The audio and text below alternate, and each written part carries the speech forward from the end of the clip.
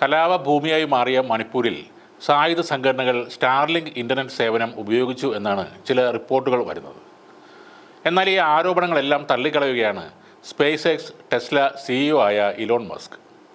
ഇന്ത്യയിൽ സ്റ്റാർലിങ്ക് പ്രവർത്തിക്കുന്നില്ല എന്നാണ് ഇലോൺ മസ്കിൻ്റെ വിശദീകരണം.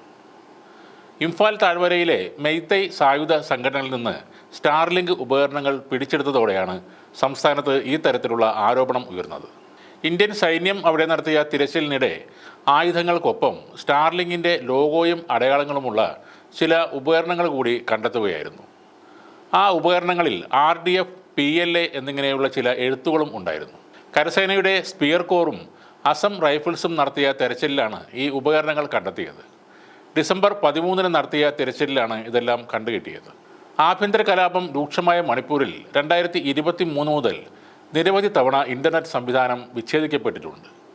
ഇത് മറികടക്കുന്നതിനായി ചില സായുധ സംഘങ്ങൾ ഇപ്പോൾ കണ്ടെടുത്ത സാറ്റലൈറ്റ് ഇൻ്റർനെറ്റ് ഉപകരണങ്ങൾ ഉപയോഗിച്ചിരിക്കാം എന്നാണ് കണക്കുകൂട്ടുന്നത്. എന്നാൽ മ്യാൻമറിൽ നിന്ന് കടത്തിയ ഉപകരണങ്ങളാണ് ഇപ്പോൾ മണിപ്പൂരിൽ നിന്നും കണ്ടെത്തിയതെന്നും സൈന്യം സംശയിക്കുന്നതായി ദേശീയ മാധ്യമങ്ങൾ റിപ്പോർട്ട് ചെയ്തിരുന്നു. ചുരാചന്ദ്പൂർ, ചന്ദേൽ, ഇംഫാൽ ഈസ്റ്റ്, കാഗോപോക്സി എന്നിവിടങ്ങളിലും സൈന്യത്തിൻ്റെ പരിശോധന നടന്നിരുന്നു.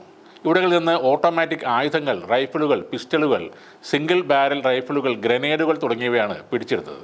ആയുധങ്ങൾ പിടിച്ചെടുത്തതിന് പിന്നാലെ സ്പിയർ കോർപ്സ് ഇന്ത്യൻ ആർമി ഈ തിരച്ചിൽ സംബന്ധിച്ച വിവരങ്ങൾ സോഷ്യൽ മീഡിയയിൽ പങ്കുവെക്കുകയും ചെയ്തിരുന്നു. അതിന് പിന്നാലെയാണ് സ്റ്റാർലിങ്ക് സേവനം തീവ്രവാദികളും ഉപയോഗിക്കുന്നു, ഇക്കാര്യത്തിൽ മസ്ക് നിയന്ത്രണം കൊണ്ടുവരണം തുടങ്ങിയ ആരോപണങ്ങളും ആവശ്യങ്ങളും ഉയർന്നു വന്നത്. അതിനുശേഷം ഈ പോസ്റ്റിന് താഴെയുള്ള പ്രതികരണങ്ങൾക്ക് മറുപടി എന്നോണമാണ് ഇലോൺ മസ്ക് പ്രതികരിച്ചത്. ഇന്ത്യയിൽ സ്റ്റാർലിങ്കിൻ്റെ ബീമുകൾ ഓൺ ചെയ്തിട്ടില്ല എന്നാണ് ഇലോൺ മസ്ക് വ്യക്തമാക്കുന്നത്. സ്റ്റാർലിങ്കിൻ്റെ പ്രവർത്തനത്തിന് നിലവിൽ ഇന്ത്യയിൽ ലൈസൻസ് ലഭിച്ചിട്ടില്ല. ഈ പശ്ചാത്തലത്തിൽ ഇത്തരത്തിലൊരു ആരോപണം ഉയരുന്നത് ആശങ്കാജനകമാണ്. സാറ്റലൈറ്റ് ഇൻ്റർനെറ്റ് ആക്സസ് നൽകുന്നതിനായി സ്പേസ് എക്സ് നിർമ്മിക്കുന്ന ഉപഗ്രഹങ്ങളുടെ ഒരു കൂട്ടമാണ് സ്റ്റാർലിങ്ക്. 10,000-കണക്കിന് ചെറിയ കൃത്രിമ ഉപഗ്രഹങ്ങളിൽ നിന്നും നേരിട്ട് ബ്രോഡ്ബാൻഡ് ഇൻ്റർനെറ്റ് കണക്ടിവിറ്റി എത്തിക്കുന്ന പദ്ധതിയാണത്.